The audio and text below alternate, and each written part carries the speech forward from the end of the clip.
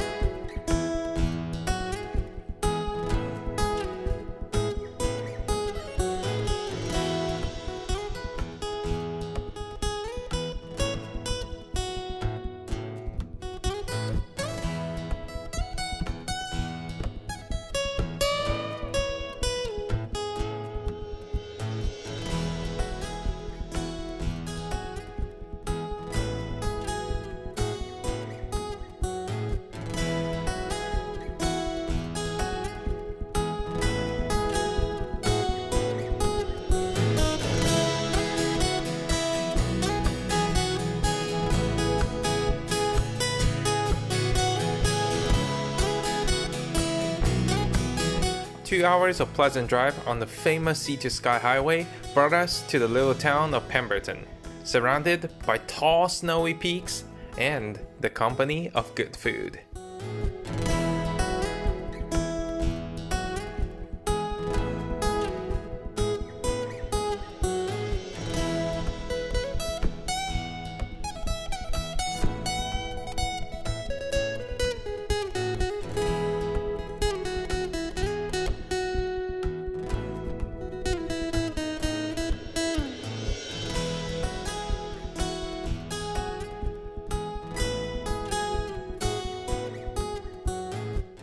In order to burn off the calories of that massive poutine I had for lunch, trust me, it's a poutine, I decided to take a walk in the Narn Falls Provincial Park.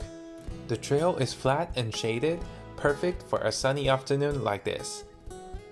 The thunderous rush of water carves through the bedrock formed more than 150 million years ago, when this piece of land was submerged hundreds of meters under the sea, creating a jagged and marvelous canyon. And this is just one of the thousands of waterfalls we have here in British Columbia.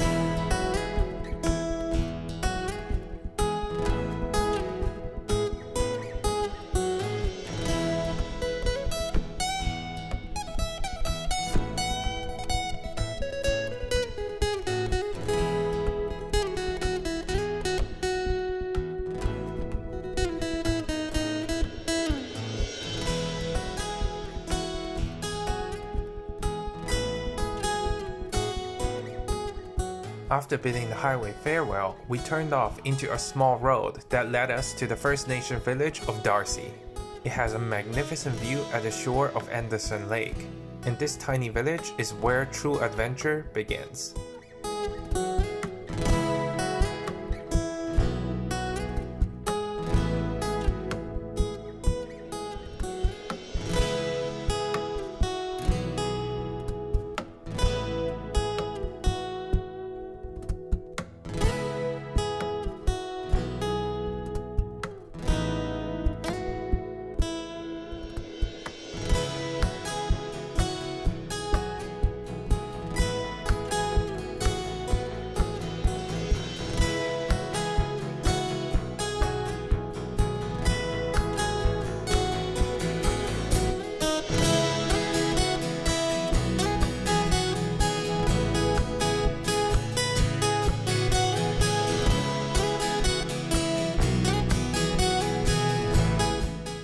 tiny turnoff took us to a gravel road that climbs higher and higher over the ridgeline overlooking Anderson Lake. This is the infamous Highline Road, with steep climbs and even steeper drop-offs, sharp rocks and even sharper turns. This is a thrilling and also dangerous drive. However, with views like this, how can I not recommend it to every single road tripper here in BC?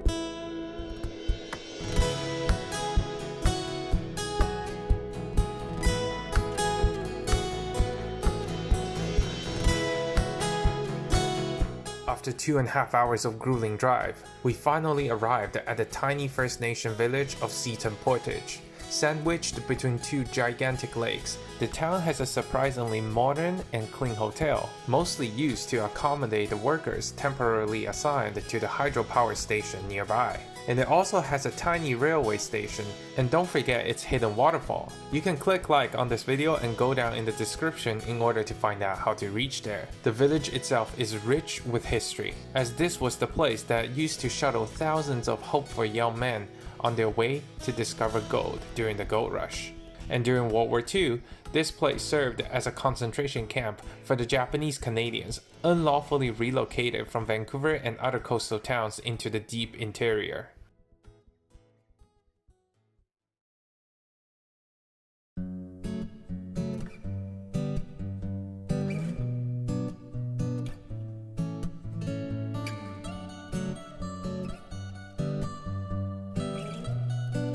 The second day began with a short, pleasant trip to the nearby village of Shalalth, completely dominated by the gigantic hydroelectric dam system set up by BC Hydro. So much so that the only road runs underneath hundreds of electrical pylons. Oh, we also met a friend on the way.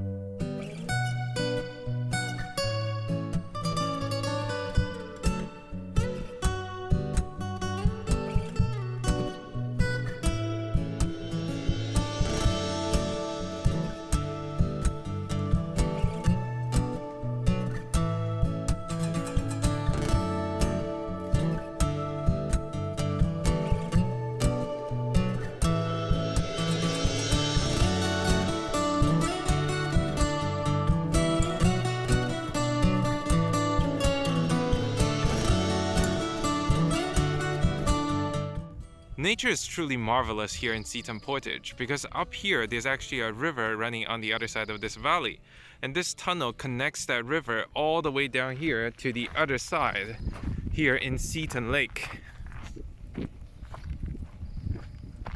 Yeah, you can see it down here. So that creates a large gradient, so that allows a lot of water to rush down from the upper river all the way down here into Seton Lake, thus pushing a lot of turbines here in Shalalth.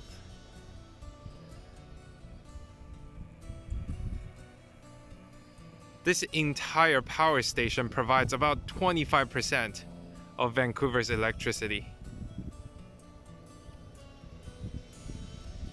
All thanks to Mother Nature, putting a lake high above the other one with barely a kilometer to spare.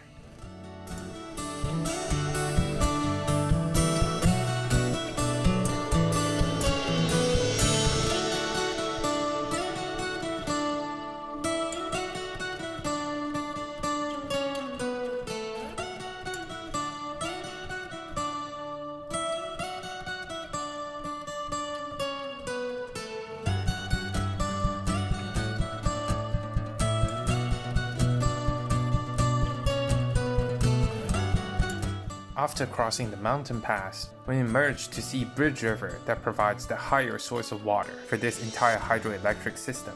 Now it is dammed over to provide a more stable source of gravitational potential. The work put into this system must have been insane, as we drove underneath an unprotected tunnel blasted straight through a mountain just to emerge on the other side, where a large 30-story tall dam stood in the middle of the valley.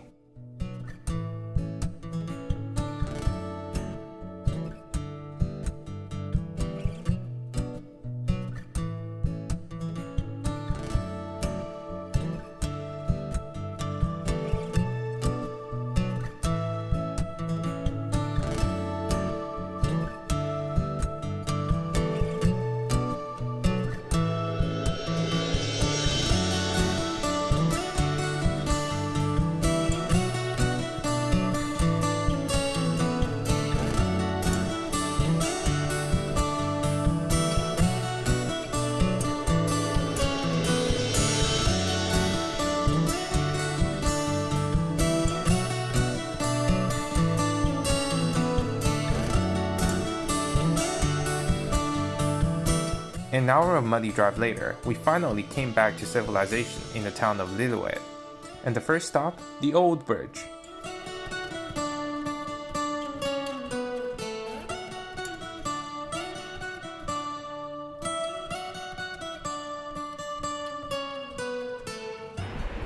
Can you even imagine crossing this old bridge in those old caribou wagons, trying to get to places that's just never been heard of? Yeah. That's pretty cool, huh?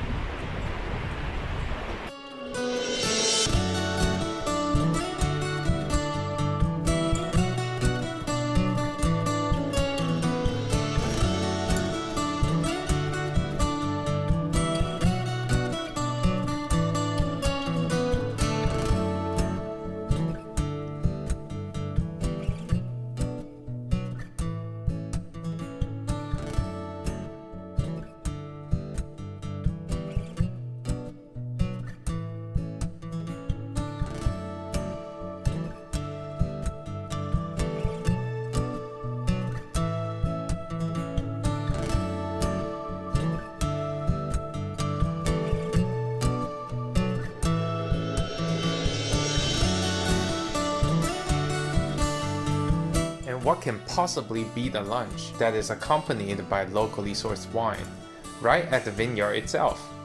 So, cheers!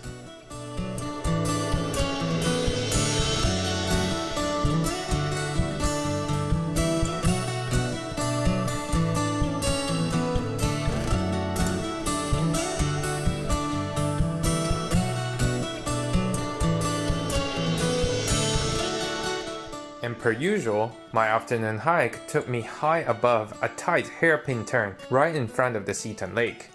What a view!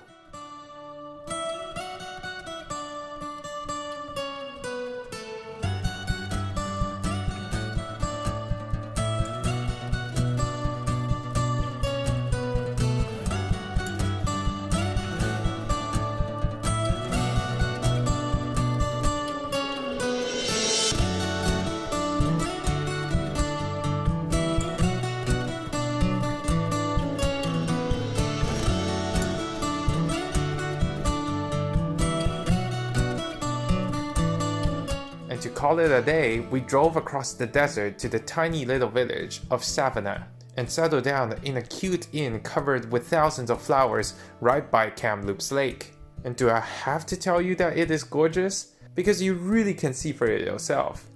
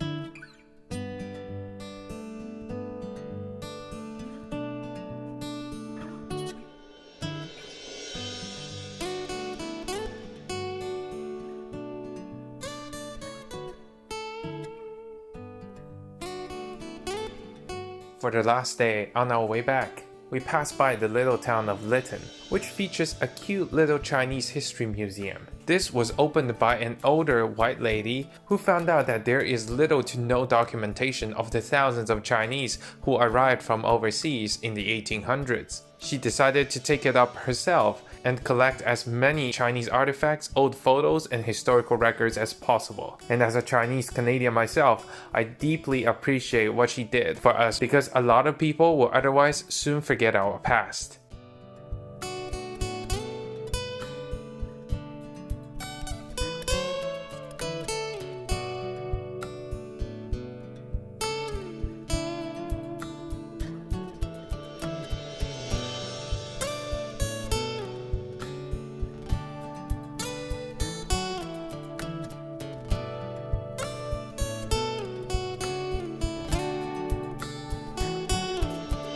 And an interesting story I discovered among all of her accurate and historical artifacts is about the Chong family featured here. The only teeny problem is that their last name is actually not Chong. It is just that when they moved here to Lytton, they opened a little shop called Chonghua, which literally means China. So everyone just assumed that they named it after themselves and called it the Chong family. It became so ingrained among the locals that they began referring themselves as the Chong family. And yes, sadly, they also suffered a lot of discrimination. For example, this is a letter sent to them by a lawyer claiming that they cannot own the land that they have operated for more than 4 decades unless it is leased under the name of a white man. And the last hike is Alexandra Bridge. It used to be a crucial link on the wagon road that spans across the Fraser River. But now it is just a cool shaded trail, and we happen to cross the Canadian National Railway.